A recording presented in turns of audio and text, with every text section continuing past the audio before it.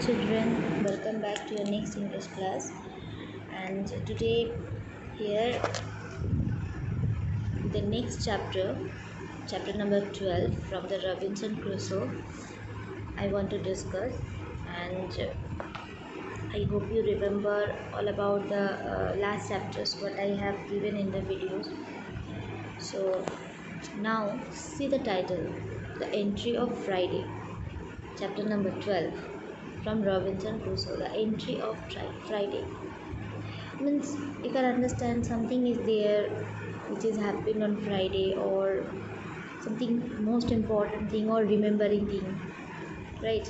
And the entry of Friday means when Friday enters, and then it was happened something, right? So we start our chapters line by line. Okay, see, 2 more years went by like this. Like this, he passed away over till his 2 more years, with my unlucky head making my body miserable.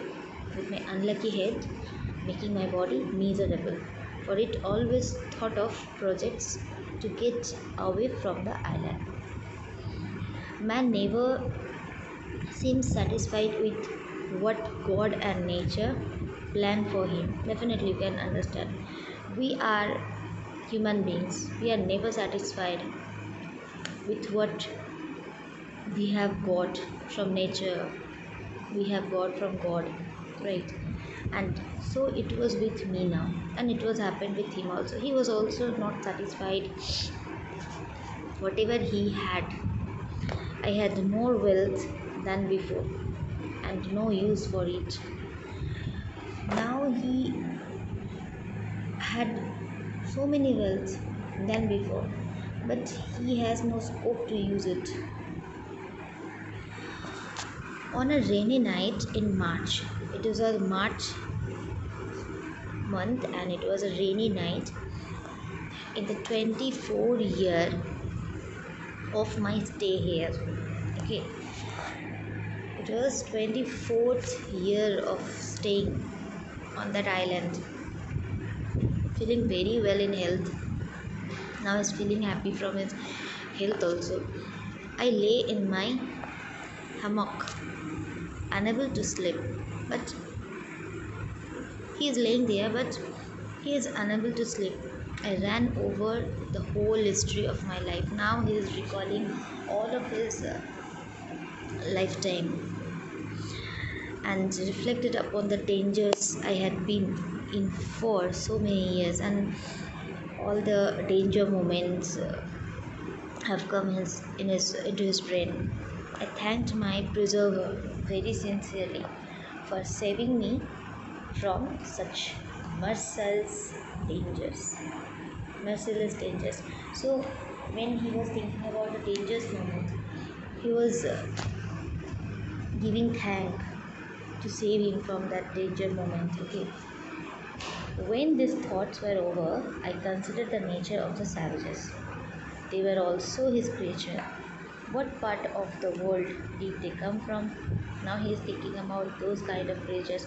Now he is thinking from which part of the world they have come. Why might I not be able to go there as they come here? Agitated by various thoughts, I would sleep soundly and dream of the canoes and the savages. By thinking this lots of things, after some moment he just go to sleep, and he was looking so many he was watching so many dreams about the canoes, about the savages. Okay. Next, I came to the decision that the only way to attain an escape was to get a savage in my possession, maybe one of their prisoners. So what happened? So I put myself on watch to see when they came, and then see what to do. About a year and a half later, about a year, 1 year and a half later, I was surprised to see 5 canoes on shore. How many 5 canoes? And on my side of the island, there were more men than I had thought of. So I lay still in my castle, discomforted. However, I kept my watch and observed through my telescope. I hope you remember this telescopic watch, and that they were about 30 in number. How many? 30. So he kept his watch and observed through his telescope. They were about 30 in number. A fire was burning, the meat ready, and they were all dancing. While, to the next page, there is some more line I have written in the next page.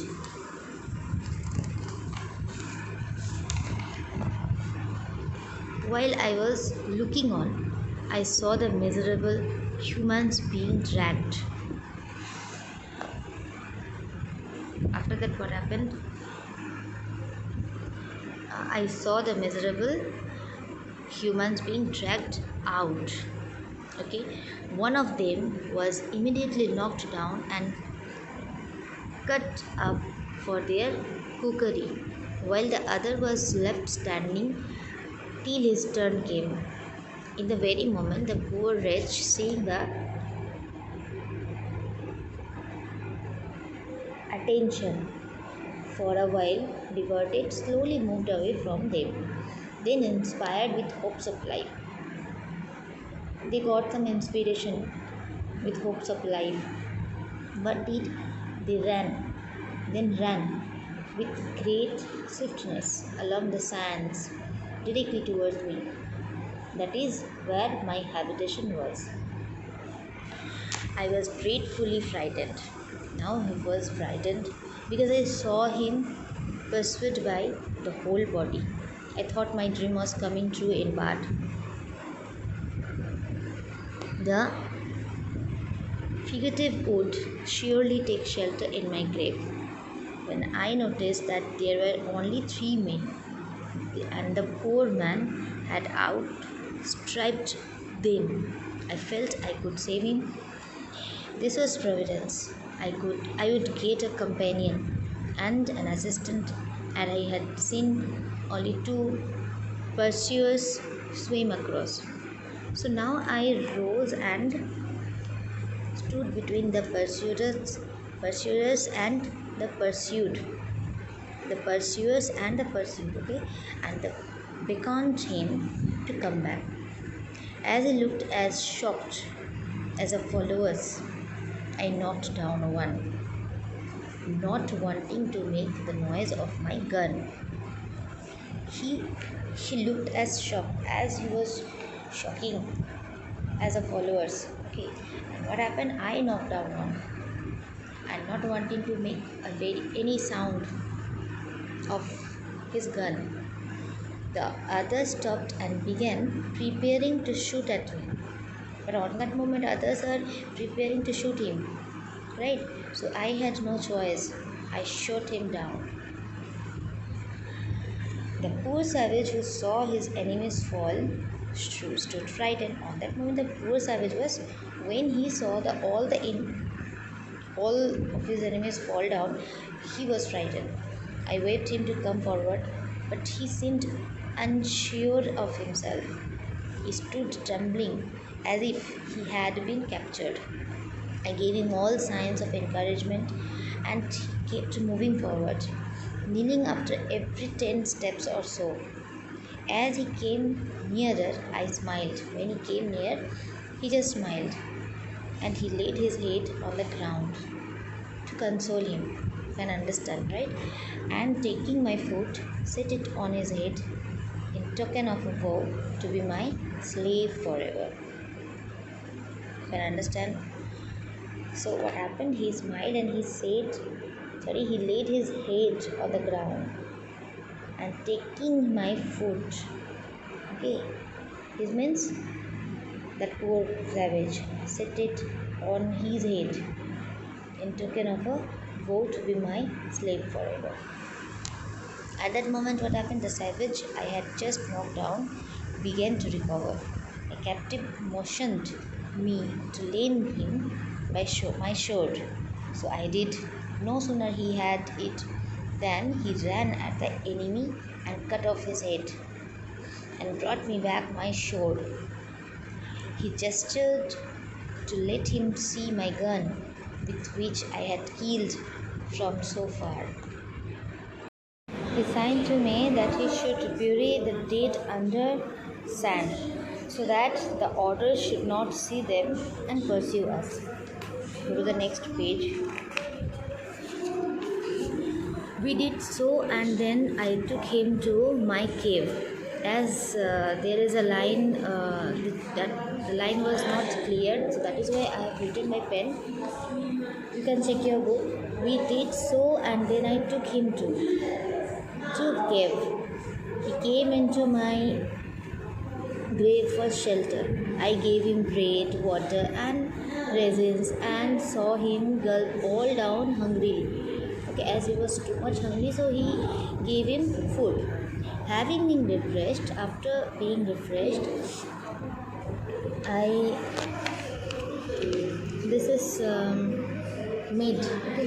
made signs for him to lie down on a heap of rice straw. The poor creature lay down and slept. He seemed to be a handsome, well-formed man, strong and tall, about 26 years old. He was very manly but had the sweet softness of a European when he smiled. He had long black hair that fell straight. Now it is giving the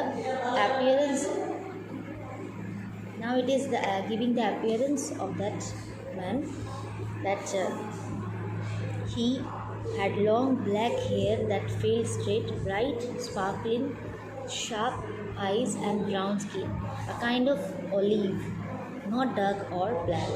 He slept for about half an hour and came out to me and lay on the ground in humble gratefulness for having served him. He wanted to let me know that he would serve me as long as he lived. After that, what happened? He wanted to let me know that he would serve me as long as he lived. I let him know I was very well pleased with him. In a little time, I began to speak to him and teach him to speak to me. Okay, in a little time, he began to speak to him. That means he made that communication with him. Okay, I made him understand that his name should be Friday. Okay, now you can understand what is the title, the entry of the Friday. Okay, so he made him understand that his name should be Friday, as that was the day on which I had saved him. Now you got the point why he wanted to give this name to him, because on that day he saved him. I called him so for the memory of time, and he called me master, taking that to be my name. Okay, I taught him to say yes and no and what they meant, and I gave him some milk and bread and taught him how to eat. Okay, he quickly followed, and after that he gave him all the lessons of human life and what he should do, how he should do, how he should talk to others, how he should take his dinner or breakfast, anything else, means meal. So he followed quickly. Next day, what happened? I gave him some clothes, and he seemed very happy. Together we went to the site of the burial. He showed me by signs that he should dig them up and eat them. At this, I expressed my anger and hatred, and he submitted immediately. Okay. He went to the top of the hill and saw that the canoes were gone. Wanting to know more about them, I came down to the place they had camped. My blood ran cold and my heart sank. Why? It was a horrible sight. Though Friday was not bothered, he was frightened. But Friday was not bothered. The ground was colored with blood and human bones. You can understand how much horrible look it was. But that Friday was not bothered about it. Great pieces of human flesh lay here and there. Here and there, the human fleshes are just laying. The cannibals had feasted on 3 men, as Friday told me. He was to be the fourth victim. Okay, go to the next page. This is the last page of this chapter. There had been a battle between them, and all these were taken prisoners. I made Friday gather all the skulls, bones, and flesh and make a fire to burn them to ashes. Friday still had the desire of a cannibal in him and longed for human flesh. But I let him know that I would kill him if I found him out. Okay, he wanted to teach him as to live as a human being. Okay, we returned to our castle and I clothed my man Friday well. Now came the question of lodging him. I made a little tent for him. Okay, he made a little tent for him and between my 2 fortifications. And I bared it up at night, taking in my ladders so that Friday could not come at me without making a lot of noise and waking me. But I need not have taken all these precautions, for never has any man had a more faithful, loving, and sincere servant than Friday was to me. Okay, now he is telling about his own emotion. His affection for me was like a child's to his father, and he would have happily sacrificed his life to save mine upon any occasion whatsoever. I was greatly delighted with him. He was very happy right now and taught him everything that could make him useful, handy, and helpful.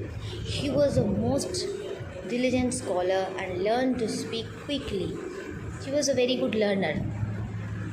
It was so pleasant to talk to him, and my life became so easy that I did not care if I never moved from this place. I made him taste other flesh and ways to cook food and boil broth, but he loved roasted meat best. I set him to work in the cornfields and taught him how to make bread. So now he set him to work in the cornfields and taught him how to make bread. Soon Friday was able to do all work for me. Now having 2 mouths to feed, I marked out a larger piece of land and planted more corn. Friday not only worked very willingly and very hard, but also did it very cheerfully. So it is here, the chapter 12, and I have completed it. And till here you have in your second unit test. So if you have any problem, any paragraph, any line, you can ask me in comment box or you can ask me in Zoom class also, and definitely I will give you the question answer of these all chapters on the next day. So wait for these. Until then, please read these all chapters, okay, and prepare yourself. Thank you so much. Bye bye.